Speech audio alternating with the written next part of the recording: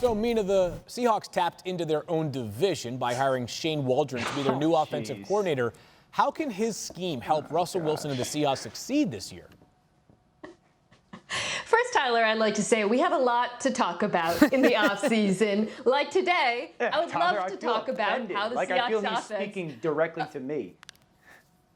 I know, straight to my heart. I'd like to talk about how the Seahawks offense, as you said, under Waldron can evolve, because a big part of the reason why Russell Wilson was reportedly unhappy with some of the issues with that offense down the second half of last season, and a lot of those issues had to do with, well, there were a number of reasons for it, but a fact that as defenses started to play them differently, as Tyler himself has said, playing more too high, the offense didn't evolve in response. And some of that wasn't all on offensive coordinator Brian Schottenheimer. Some of that was on Wilson himself. But to me, the success of this offense this year, the question of whether or not they can sort of return to the form we saw at the beginning of last season, it all depends on whether or not that evolution has happened. Whether the offense can be balanced, and I'm not talking about like a run-pass ratio. I'm talking about an ability to take what the defense is giving you. If the defense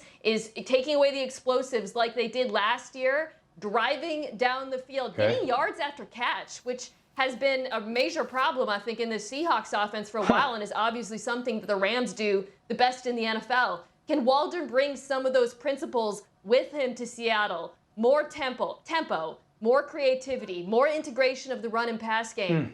If he can do all of those things, then given all the skill players they have, this offense should be lights out.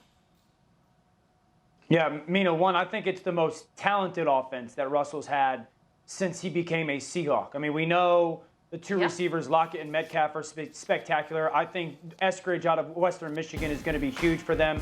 I love the addition of Gerald Everett. So, there's a lot of talent on this roster, specifically offensively, skill position-wise. Now, if we go back to last year, I think this offense can be just as explosive as it was for the first two-thirds of the season last year, but not so dependent on Russell Wilson. I mean, this was such an explosive offense because Russell was so good. Russell was as spectacular as any quarterback we had in the league last year. But they asked him to do so much. And I think two things need to stand out. This offense, because I know Shane Waldron, I was with him in 2017, and I know this offensive scheme. They are going to give Russell easy things. I think we did a tape breakdown last year of it. Russell, take the easy stuff. And then to your point, the yards after catch. The easy stuff has to be taken from the quarterback, given to the receiver, and then do something with it, guys. Because the coach will be more apt to call that stuff. So that's the first part. And the second part is this. Can they flip last year?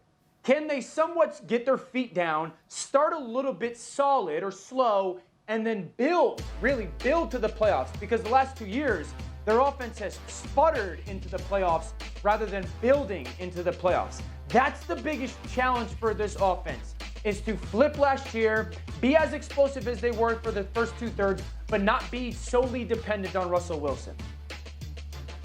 Yeah, you don't want to live and die by the big play, because when that big play gets taken away, the offense dies. Again, to go back to balance, it's all about having every potential, route, depth of target, the types of weapons you use at your disposal. Mentioned some of the additions that they've made, Gerald Everett from the Rams being another great one. What we didn't talk about, and I think it's worth mentioning here, is the offensive line, because I actually think this offensive line, which they did make a trade for Gabe Jackson, they're in good shape. Dan, you said this is the most talented team. I would actually extend that to the line as well. It's not the best line he's ever played with. That was probably the beginning of Wilson's career, but it's certainly better than those offensive lines in 16, 17, 18. They are good enough. And combined with these skill players, combined with this quarterback, the ceiling is the sky.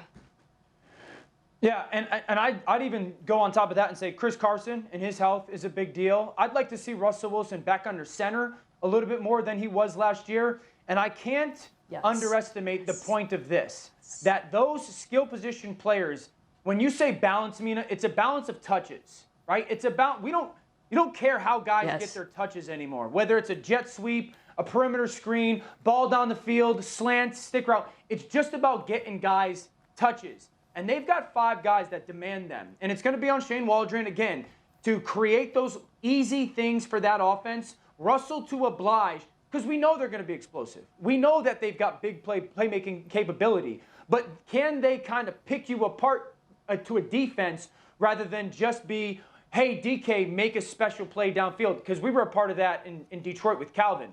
Launch it to Calvin, see if he can make a play. Do the little things, and they become the big things.